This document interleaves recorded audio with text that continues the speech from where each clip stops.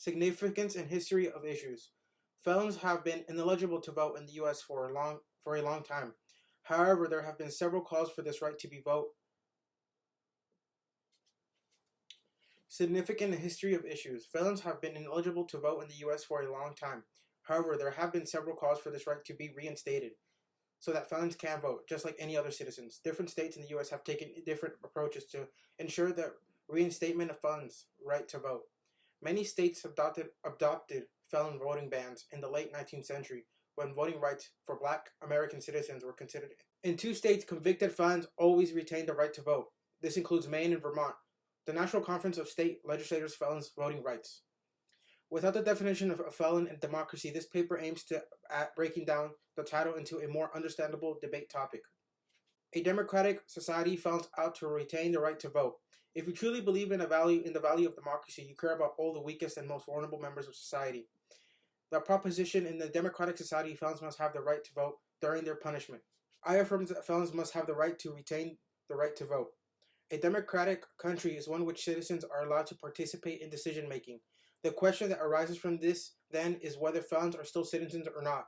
A felon is a person who has committed a serious crime and dangerous crime, criminal offense to the state or somebody else, and he will result in prison.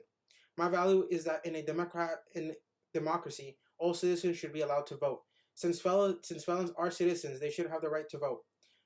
This value means that being a felon does not make a person lose their citizenship in a country. Since all citizens are allowed to make a decision in a democracy, felons have the right to. I intend to uphold this value by giving the relevant arguments on why felons have the right to vote, with the importance of holding these rights.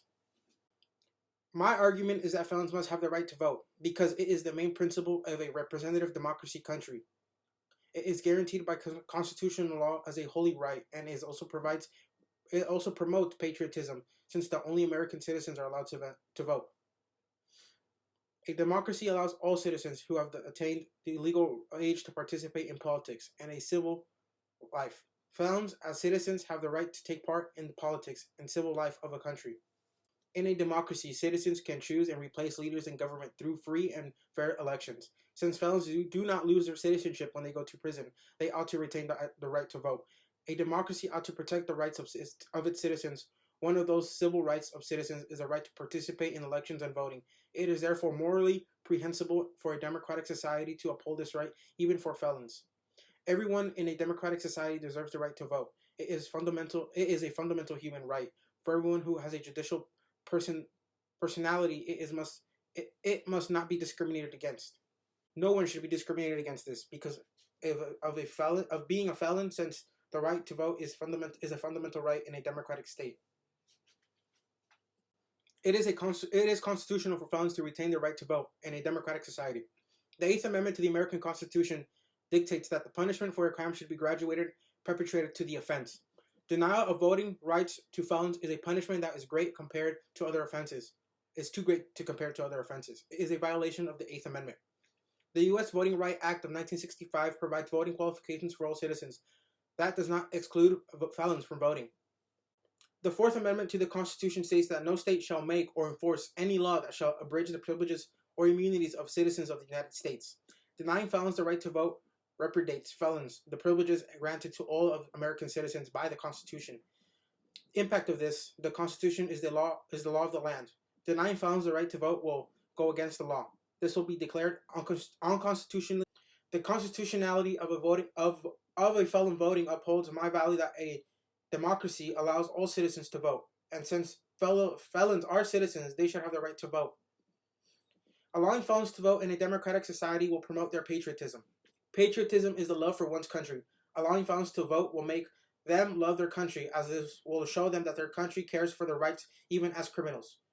Knowing that their rights are not violated, felons can develop the will to sacrifice crime to promote good behavior in their country.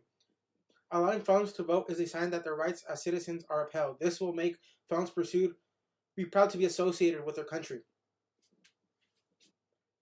They may aim at reforming it to make their country a better place. Felons need to vote, as denying them this right is not only immorally unjust, but it is also a discrimination towards U.S. citizens, which affect the fundamental rights of every citizen to vote. The right to vote is fundamental right of every human being nowadays. The right of felons to vote is both constitutional and democratic. It also shows a patriotism aspect. The right, therefore, ought to be upheld no matter what. My value is a democratic society allows all citizens to vote. Since felons are citizens, they should have the right to vote. This will help in reducing crime as felons and will become more patriotic towards their country.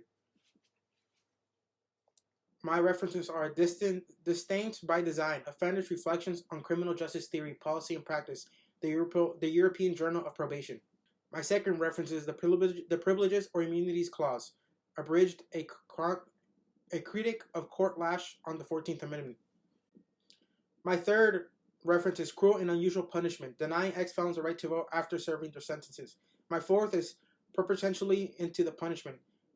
What the fuck? I don't know what that is. My final two last references is the Palgrave Handbook of Applied Ethics in Criminal Law and National Conference of State Legislators, the Felon Voting Rights.